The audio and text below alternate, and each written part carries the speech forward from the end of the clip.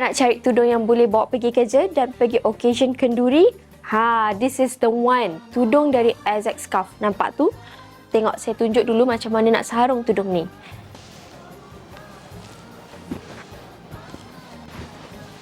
Kemaskan bahagian awning dia. Lipat bahagian kanan dan bahagian kiri.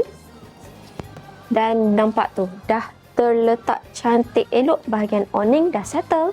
So saya nak tunjukkan satu styling tudung yang cantik untuk akak-akak tiru. So macam ni, kita ada kiri dan kanan. Kita ambil bahagian atas ni, bawakan ke depan sikit je. Tarikkan dia macam tu dan letak bahagian atas. Macam ni, kita pinkan ke depan.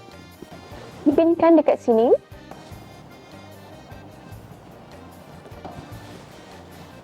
Dah kemas, nampak tu. So yang ni kita letakkan dekat belakang dulu. Tarik ni, buka. Kan saya dah pin macam ni. Ni kita buka yang dalam dia. Lebarkan macam ni. Dan pin. Bahagian sini kemaskan sahaja.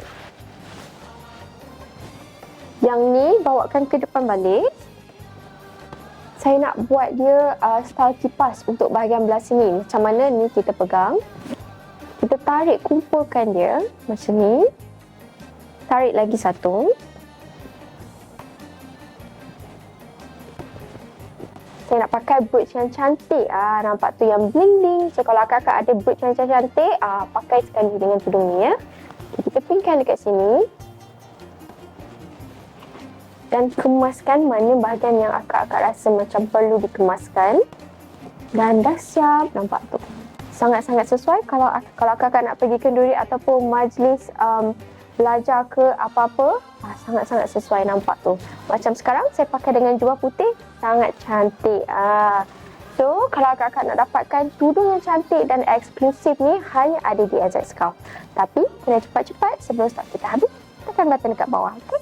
Bye!